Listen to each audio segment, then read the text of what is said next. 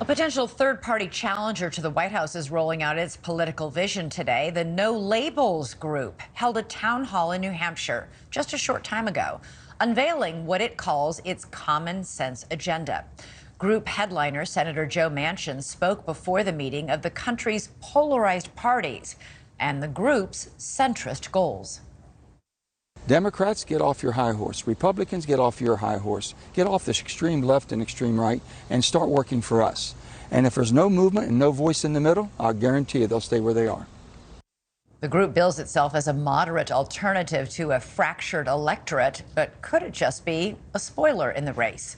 Joining us now live with more is NewsNation correspondent Robert Sherman, who's been at the committee hearing all day long. Hey, Robert.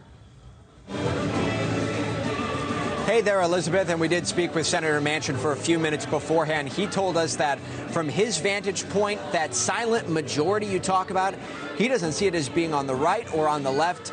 It's folks who are in the middle. And he believes there are a lot of voters who have been left behind.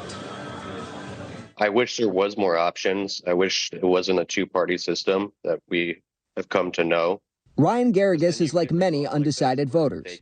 He's neither a fan of President Biden nor of former President Trump, and is hoping he won't have to vote for either of them in 2024. Enter West Virginia Senator Joe Manchin, making headlines today in New Hampshire, a state for being a rite of passage for presidential hopefuls. Speaking for the No Labels group, Manchin is not officially in the race, but there are rumblings he might consider getting in and running as a third-party candidate with the group. We polled New Hampshire voters.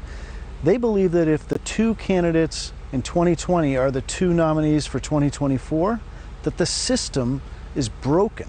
Neil Levesque of the New Hampshire Institute of Politics says there's an unusually large appetite for a third-party option to emerge. And our own Decision Desk HQ polling shows the same, with nearly half of respondents saying they are somewhat or very likely to vote third-party if it's a Biden-Trump rematch in 2024. The rest say not very likely or not likely at all. The White House should be worried about any third party or any Democrat that potentially is saying we're not happy with the incumbent. That's a concern if you're running for re-election as the President of the United States. Third-party candidates have seen support in recent elections and conceivably played a role in deciding outcomes. Both Arizona and Georgia were decided by 10 to 12,000 votes in 2020, but the Libertarian candidate Joe Jorgensen picked up 5 times that in each. In 2016, former President Donald Trump carried the states of Pennsylvania, Michigan, and Wisconsin by a combined near 78,000 votes.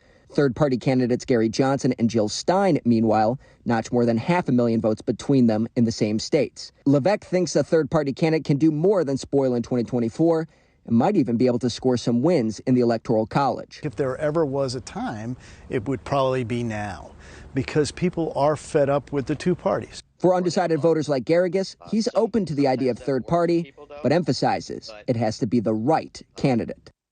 There's just nobody within any party or not even in the parties right now that I think holds that position where they're just even keeled and somebody that can actually look at things objectively. So this organization, No Label, says they are considering fielding a what they call a unity ticket, a third-party run. They've not made a decision on that and says that won't come until early next year. One of the things to emphasize, though, Elizabeth, you brought up that concept of playing a spoiler. They do not want to do that. They do not want to steal votes from just Republicans or just Democrats. They're only going to get involved if they see a path to 270 electoral votes.